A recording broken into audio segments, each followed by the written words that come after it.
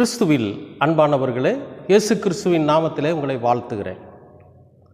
இம்மானுவேலர் இன்றைக்கு நமக்கு கற்றுக் கொடுக்கிற ஒரு விஷயம், அற்புதமான ஒரு வார்த்தையை நமக்கு சொல்கிறார். என்னென்னா, ரோமர் 11ஆம் அதிகாரத்தில் 22வது வசனம், தேவனுடைய தயவையும் கண்டிப்பையும் ரெண்டையும் பாருங்கள்.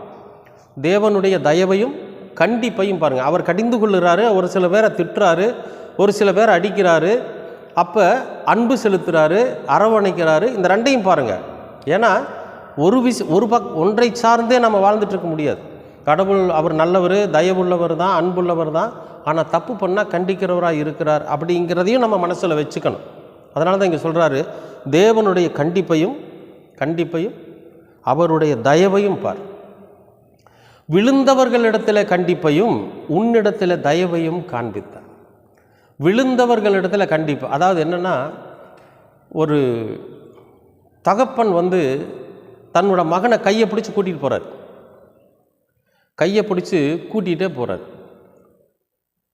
இன்னொரு பையனை என்ன பண்ணுறாரு, அவன் இவருடைய கையை பிடிச்சிருக்கார். அப்பா ஒரு பையனை இவர் கையில் பிடிச்சிருக்கார், இன்னொரு பையன் அவன் அப்பாவோட கையை பிடிச்சிருக்கிறான்.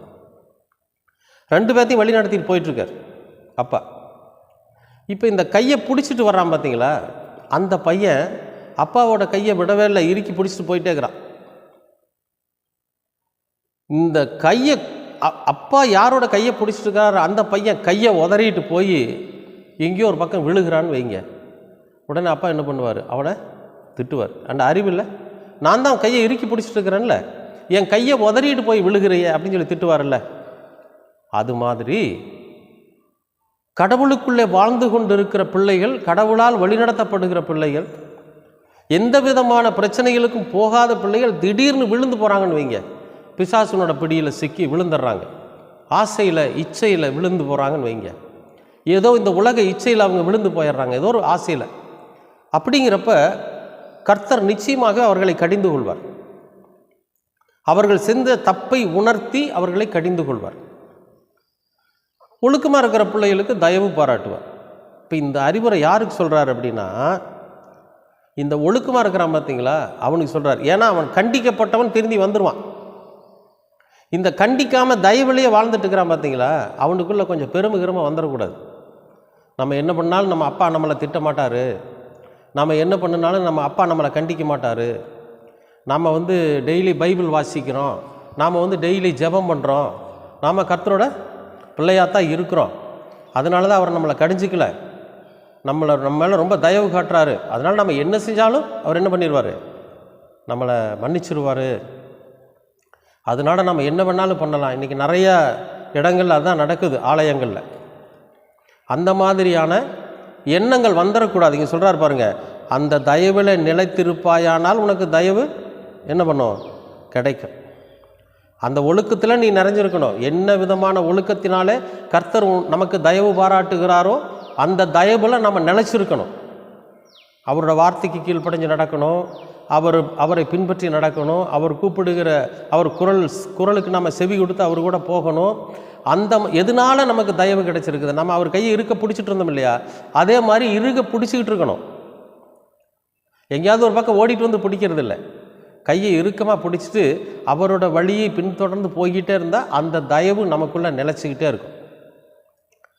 அப்படி நிலைச்சிருக்கலன்னா நீ வெட்டுண்டு போவாய் அப்படிங்கிற. வெட்டுண்டு போவாய்னா விட்டுருவார், அருவாள் எடுத்து கழுத்தை வெட்டுறதில்லை. அப்படியா, நீ எப்படியா போன்னு விட்டுருவார். அவர் எத்தனையோ விஷயங்களை நமக்காக விட்டு கொடுத்துருக்கார், எத்தனையோ காரியங்களை நமக்காக தியாகம் பண்ணியிருக்கார். நாம் நல்லா இருக்கணுங்கிறதுக்காகத்தான். முதல்ல விழுந்து போனோம்னா கடிஞ்சு அறிவுரை சொல்லி புத்தி சொல்லி அவனை எப்படியாவது திருத்துறதுக்கு உண்டான முயற்சி எடுத்து அவனை செய்வார். ஆனால் நமக்கு நம்மளை திட்டாமல், நம்மளை கண்டிக்காமல், நம் மீது தயவு காட்டி, நம் மீது அன்பு காட்டி அரவணைச்சு நம்மளை கூடவே கூட்டிகிட்டு போயிட்டுருக்கிறப்ப நாம் திமிரு பண்ணோம், நாம் குறும்பு பண்ணோன்னு வைங்களேன், அவருக்கு எவ்வளோ கோபம் வரும். அவ்வளோதான். நம்மளை கண்டிக்கவும் மாட்டார், நமக்கு புத்தி சொல்லவும் மாட்டார், நம்மளை மறுபடியும் சேர்த்து கொள்ள மாட்டார். வெட்டுண்டு அவ்வளோதான், உனக்கு எனக்கு எந்த உறவில் போடான்றவர். அப்புறம் நம்ம பாடு திண்டாட்டம் தான். அன்பானவர்களே, தப்பு பண்ணணும்னா கூட விழுந்து போனவனை கூட கண்டித்து அடித்து திருத்தி அரவணைத்து கொள்ளுகிற தேவன். ஆனால் தயவு பெற்றிருக்கிற நாம அவருக்கு விரோதமான காரியத்தை செஞ்சோம்னா வெட்டுண்டு போயிடுவோம். அதான் அவ்வளோதான், அவருக்கு நமக்கு உறவு இல்லை, வெட்டிடுவார். நீ போயிரு எங்கேயோ, இனி என்னுடைய மகனும் இல்லை, நான் உனக்கு தகப்பனும் இல்லைன்றவர். அதுக்கப்புறம் நம்ம அழுகணும், கூக்குரலிடணும், கூப்பாடு போடணும், நிறையா காரியங்கள் இருக்குது. ஏன் அந்த ஒரு நிலைக்கு நாம் வரணும் நீங்கள் நினச்சி பாருங்கள். அதனால் அவர் நமக்கு கொடுத்திருக்கிற தயவிலே நாம் நிலைத்திருப்போம். அவர் நம் மீது காட்டுகிற அன்பிலே நம்ம நிலைத்திருப்போம். அவர் நம் மீது காட்டுகிற கிருபையிலே நம்ம நிலைத்திருப்போம். அது நிலைச்சிருக்கிறதுனா என்னென்னா, இம்மானுவேலருடைய வார்த்தைகளை நம்ம இருதயத்தில் சுமந்தவங்களாக இருக்கணும். இயேசு கிறிஸ்து நமக்கு கற்றுக் கொடுத்திருக்கிற அந்த போதனைகளின்படி நம்ம நடக்கிறவங்களா இருக்கணும். அவரோட கையை இருக்க பிடிச்சிக்கிட்டே இருக்கணும் எப்பயுமே. அதை விட்டுட்டு போனோம்னா நம்ம வெட்டுண்டு போயிடுவோம். அன்பானவர்களே, யோசனை பண்ணிக்கங்க. அரவணைக்கிற தேவன், நமக்கு தயவு பாராட்டின தேவன், அந்த தயவை நாம் நிலைநிறுத்தி கொள்ளணும். இல்லைன்னா நம்முடைய வாழ்க்கை கேள்விக்குறியாயிரு. அப்படி ஒரு நிலை நமக்கு வந்துடக்கூடாது. அதனால் ரொம்ப கவனமாக இருங்க.